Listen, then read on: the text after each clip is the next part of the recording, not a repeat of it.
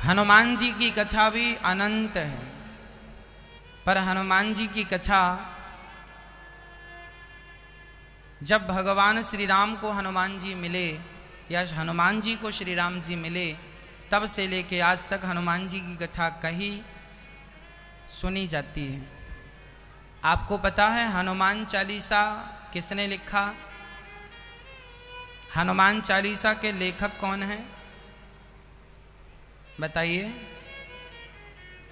हनुमान चालीसा को किसने लिखा था? आज हम हनुमान चालीसा की ही व्याख्या आपको करेंगे।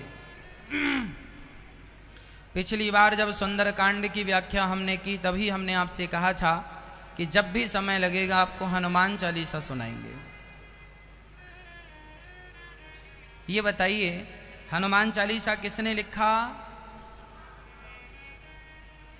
जब भी अपने से बड़ों का नाम लिया करें तो उसमें श्री और जी जरूर लगाएं। गोस्वामी श्री तुलसीदास जी महाराज, है ना? हमारे पूर्वज हैं, ये हमारे पूज्य हैं, ये इनका नाम हमेशा सम्मान से हो। जब भी हम अपने पिता का नाम लेते हैं तो उसमें श्री लगाते हैं ना। ये हमारा शिष्टाचार है, अपने से बड़ों का नाम लेते हैं, मर्यादा से नाम लेते हैं। उसी तरह जब भी हम अपने संतों का नाम लें, आचार्यों का नाम लें, तो उसको भी बड़ी श्रद्धा और बड़े आदर से संबोधित करें। तुलसीदास मत कहा करो, यह हम बच्चे हैं, उन महापुरुषों का नाम यह सम्मानजनित नहीं है। फिर क्या? गोस्वामी श्री तुलसीदास जी महाराज। जब भी आपको नाम बोलना हो पूरा सेंटेंस बोलिए, पूरा बोलिए आदर के साथ। तो अब बताइए श्री हनुमान चालीसा किसने लिखा? गोस्वामी श्री तुलसीदास जी महाराज। आपने क्यों लिखा? इसके पीछे भी एक कथा है। हनुमान चालीसा क्यों लिखा गया, इसके पीछे एक बहुत बड़ी कथा है। एक बार गोस्वामी तुलसीदास जी महाराज एक गांव से गुजर रहे थे। अचानक एक रोती हुई महिला गोस्वामी तुलसीदास जी के चरणों में आके गिर पड़ी। कहने लगी, महाराज आशीर्वाद दे दो। तो गोस्वामी तुलसीदास जी ने कह दिया, जाओ सदा सुहागिन रहो। एक स्त्री को सबसे इससे बड़ा वरदान और क्या होगा? उसको ये कहा जाए सदा सौभाग्यवती रहो, सदा सुहागिन रहो, सदा सुहागन रहो। इससे बड़ा और वरदान क्या चाहिए एक पतिव्रता नारी को? गोस्वामी जी को लगा ये रो रही है, कोई संकट है, तो कह दिया जाओ सदा सुहागन रहो। जब गोस्वामी जी ने यह आशीर्वाद दे दिया तब उस महिला ने रोते हुए कहा, महाराज मैं तो आपके चरणों में इसलिए आई हूं कि मेरे पति मर चुके हैं।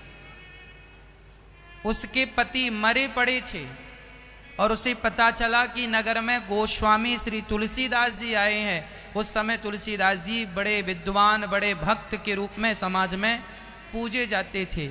उस महिला को पता चला कि मेरे पति, उसके पति मर गए अचानक, और जब पति मरे उसे पता चला कि नगर में गोस्वामी श्री तुलसीदास जी आए हैं। चरणों में गिर पड़ी और अचानक तुलसीदास जी के मुख से निकल गया, सदा सुहागन रहो। अब तो चक्कर में पड़ गए बाबा जी। महाराज आपने मुझे सुहागन का वरदान दिया है और मेरे पति तो मर चुके हैं। उनकी अर्थी उठने वाली है, नगर इकट्ठा हो चुका है, अर्थी सजाई जा रही है।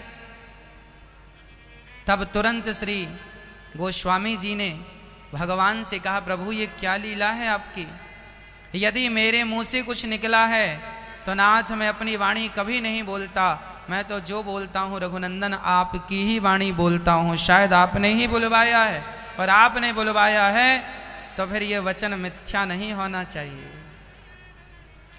यदि एक भक्त का वचन मिथ्या चला जाता है ना मां, तो भगवान पर उंगलियां खड़ी हो जाती हैं, विश्वास पर संदेह होने लगता है। और मैं आपसे कह चुका हूं कि भगवान कभी विश्वास को टूटने नहीं देते। भगवान सदा भक्तों के विश्वास की रक्षा करते हैं। जब श्री गोस्वामी तुलसीदास जी ने बड़े भाव से वहां बैठकर, बेटी तू चिंता ना कर, अब राम जी कुछ करेंगे। गोस्वामी जी वहां बैठकर और सीताराम सीताराम सीताराम सीताराम सीताराम सीताराम सीताराम सीताराम जपने लगे। और ऐसी श्रद्धा, ऐसी भावना से जपे और भगवान उनके जपन से, भगवान उनकी भक्ति से ऐसे प्रसन्न हुए कि हमारे भक्त का वचन मिथ्या ना हो। उसका मरा हुआ पति उठकर बैठ गया। सबके देखते देखते यह बात हवा की तरह सारे संसार में फैल गई कि तुलसीदास जी बड़े चमत्कारी संत हैं। उस समय अकबर का शासन था। शासन किसका चल रहा था? अकबर का। जब यह बात अकबर को पता लगी कि हिंदू धर्म के कुछ संतों ने इतना बड़ा चमत्कार किया कि मुर्दे को जिंदा कर दिया, तो अकबर ने तुलसीदास जी को अपने यहाँ आमंत्रित किया, आओ और हमें भी कुछ चमत्कार दिखाओ। तुलसीदास जी मना करते हैं, अकबर हम ना तुम्हारे घर आएंगे, ना तुम्हारे दरबार आएंगे और ना तुम्हें चमत्कार दिखाएंगे। हम कोई चमत्कार दिखाने वाले बाबा नहीं हैं। हम तो सिंपल अपने राम का नाम जपते हैं। चमत्कार तो हमारे राम नाम में है, चमत्कार तो हमारे भगवान करते हैं और वह श्रेय अपने भक्तों को देते रहते हैं। भगवान सबसे बड़े चमत्कारी हैं। हम तो केवल उनका नाम लेना जानते हैं और हम तुम्हारे दरबार नहीं आएंगे, हमें कुछ लेना देना थोड़ी है तुमसे। अकबर को बड़ा बुरा लगा कि हिंदू संत ने हमारा अपमान कर दिया। अपने सैनिकों को भेजा, जाओ तुलसीदास को पकड़ कर लाओ। सैनिक गए, तुलसीदास जी के हाथों में हथकड़ियाँ डाल के बांध कर लेके आए, दरबार में खड़ा किया गया। तुलसीदास जी के हाथों में बंधन था, पाँव में बेड़ियाँ थीं और अकबर कह रहा था, यदि तुम बड़े भक्त हो, तुमने मुर्दे को जिंदा किया है, तो आज हमें चमत्कार दिखाओ। तुलसीदास जी बोले, भैया मैं भगवान का नाम जपना जानता हूँ, मेरे से चमत्कार नहीं आता। भगवान ही वचन की रक्षा करते हैं, मैं क्या करूं।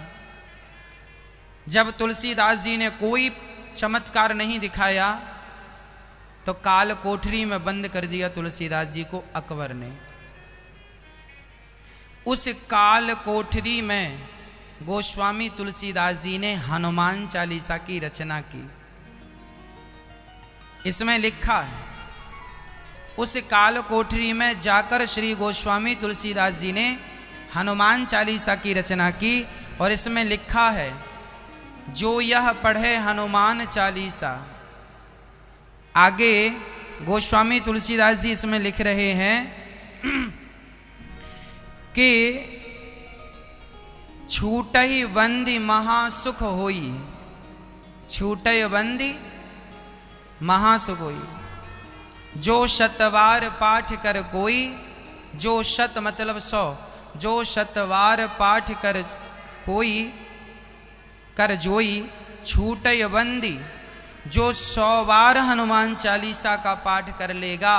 गोस्वामी श्री तुलसीदास जी ने अपने आप वहाँ काल कोठरी में हनुमान चालीसा शुरू किए और पढ़ने लगे। अपने आप हनुमान जी की कृपा हुई और हनुमान चालीसा पूरा होते होते जब यह चौपाई उन्होंने पढ़ी कि जो यह पढ़े छूटय बंदी महासुख होई, उसी समय हजारों की संख्या में बंदर वहाँ आए और बंदरों ने आके जो वहाँ का क्रूर शासक था, जिसने गोस्वामी जी को बंद किया था, उनकी सिंहासन तक बंदर पहुंच के और सारी सेना को जो बंदरों ने मारना शुरू किया, अर्थात स्वयं अनेक रूप में श्री हनुमान जी प्रकट होके और उस दुष्ट व्यक्ति को, उसकी सेना को जब तहस नहस करना शुरू किया, मारना शुरू किया।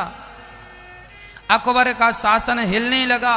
महाराज हाहाकार मच गया, कोई साबुत नहीं बचा। सारे सेना घायल पड़ी है, ना अस्त्र काम कर रहे हैं, ना शस्त्र काम कर रहे हैं, ना कुछ काम कर रहा है। अकबर घबरा गया, अब क्या करें, हम तो बड़े परेशान हैं। और बंदरों की सेना बढ़ने लगी, चारों तरफ से सेना घेर चुकी थी, अकबर घिर चुका था।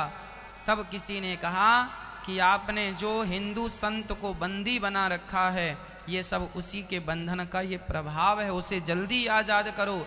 अकबर ने तुरंत जाकर तुलसीदास जी को प्रणाम किया, महाराज आपका चमत्कार हमने देख लिया, हमें माफ़ कर दीजिए। तब तुलसीदास जी बाहर आए और बाहर आते ही हनुमान जी का वह रौद्र रूप अपने आप समाप्त हो गया, अर्थात वहाँ एक भी बंदर नजर नहीं आएगा। इसलिए श्री हनुमान जी महाराज को प्रत्यक्ष रूप में हनुमान स्वयं गोस्वामी तुलसीदास जी बंधन में बंध चुके थे, तब हनुमान चालीसा का पाठ किया और छूटय बंदी महासुख होई। इसलिए आप भी संसार के बंधन से मुक्ति चाहते हैं, कोई आपका निर्दोष व्यक्ति जेल में चला गया है तो आप हनुमान चालीसा का 100 पाठ रोज कीजिए, हनुमान जी की कृपा से आप निर्दोष साबित होकर तुरंत बाहर आ जाएंगे। यह हनुमान जी की प्रत्यक्ष कृपा है। इसलिए हनुमान चालीसा का एक पाठ तो आप रोज करें।